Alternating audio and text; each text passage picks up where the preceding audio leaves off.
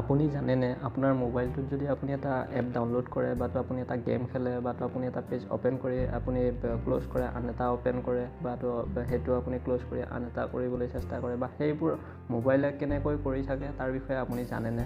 তো আজি মই মোবাইলৰ সেই সকলোবিলাক কাম কিহে কৰে বা কাৰ দ্বাৰাই হয় বা ইমান ফাৰ্ষ্টলি যে সেইবিলাক ক্ল'জ হয় আকৌ আন এটা এপ অ'পেন হয় বা ইনষ্টল হয় বা গেমটো ইমান ধুনীয়াকৈ চলি থাকে তাৰ আঁৰত কি আছে তাৰ বিষয়ে মই আজি এই ভিডিঅ'টোত আলোচনা কৰিম। তো ফ্ৰেণ্ডছ ভিডিঅ'টো ভাল লাগিলে লাইক কৰিব, শ্বেয়াৰ কৰিবলৈ নাপাহৰিব আৰু ভিডিঅ'টো আপুনি লাষ্টলৈকে চাই থাকক সকলোবিলাক জানিবৰ কাৰণে। আপুনি যদি এতিয়াও চেনেলটো ছাবস্ক্ৰাইব কৰা নাই তেনেহ'লে ছাবস্ক্ৰাইব কৰি লওক আৰু আগলৈ এনেকুৱা ভিডিঅ'বোৰৰ ন'টিফিকেশ্যন পাই থাকিবৰ কাৰণে কাষত থকা বেল আইকনটো প্ৰেছ কৰিবলৈ একেবাৰে নাপাহৰিব।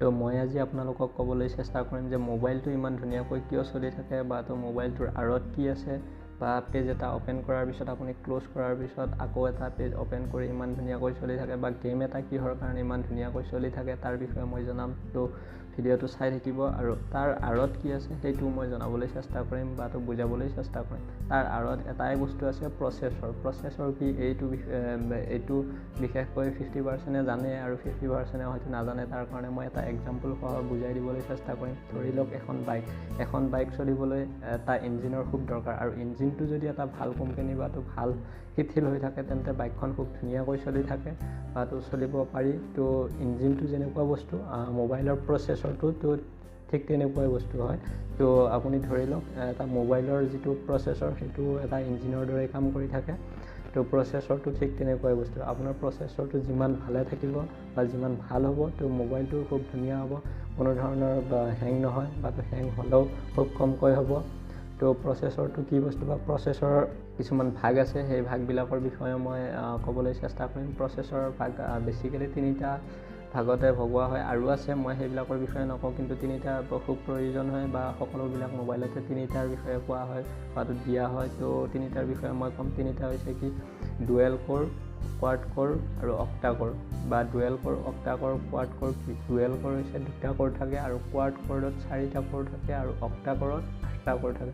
এতিয়া প্ৰশ্ন আহিব যে 8টা ক'ৰ কি, 4টা ক'ৰ কি, 2টা ক'ৰ কি বা কোনটো বেছি ভাল? আজিকালি মোবাইলবিলাকত থাকে যে অক্টা ক'ৰ প্ৰচেছৰ, কোৱাড ক'ৰ প্ৰচেছৰ, ডুৱেল ক'ৰ প্ৰচেছৰ। আপুনি হয়তো নাজানে কোনটো বিষয়ে বেছিকৈ ভাল বা জানিলে কম ব্যক্তিয়ে জানে। তো তাৰ বিষয়ে মই জনাম। অক্টা ক'ৰ মানে 8টা ক'ৰ, মানে ইয়াৰ এটা মই এক্সাম্পল দিবলৈ চেষ্টা কৰিম।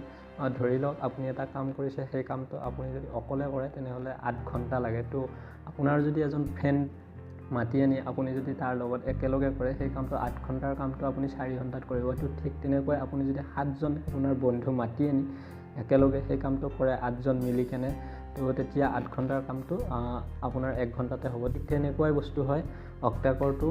অক্টা ক'ৰে 8 ঘণ্টাৰ কামটো হয়তো 1 ঘণ্টাত কৰে আৰু ডুৱেল ক'ৰে 8 ঘণ্টাৰ কামটো 4 ঘণ্টাত কৰে। 2 ক'ৰ অক্টা ডুৱেল ক'ৰ মানে। তো সেইটোৱে হয় অক্টা ক'ৰটো খুব ভাল ক'ৰ হয়, তাৰপিছত কোৱাড ক'ৰ, তাৰপিছত ডুৱেল ক'ৰ। এতিয়া হয়তো আপোনালোকে বুজিব পাৰিছে যে প্ৰচেছৰ অক্টা ক'ৰ কি, কোৱাড ক'ৰ কি আৰু ডুৱেল ক'ৰ কি। আৰু তাৰপিছত আহিব যে স্নেপড্ৰেগন, কোৱালকম এইবোৰ কি বা নেনোমিটাৰ টেকন'লজিটো কি বস্তু হয়। ইয়াৰ বিষয়ে যদি আপুনি জানিবলৈ বিচাৰে তেনেহ'লে কমেণ্ট বক্সত জনাওক আৰু মই নেক্সট ভিডিঅ'ত এই বিষয়ে মই জনাবলৈ চেষ্টা কৰিম। তো এপলৰ A12 7 নেনোমিটাৰ বা আমাৰ জেনেৰেলি যিবিলাক মোবাইল আছে সেইবিলাকত 10 নেনোমিটাৰ বা 12 নেনোমিটাৰ কি হয় বা কিয় দিয়া যায়, সেইবোৰৰ কোনটো ভাল কোনটো বেয়া তাৰ বিষয়ে মই জনাম বাৰু। আপুনি কমেণ্ট বক্সত জনাব যদি লাগে, তেনেহ'লে মই জনাবলৈ চেষ্টা কৰিম। তো আজিলৈ ইমানখিনিয়ে আছিল।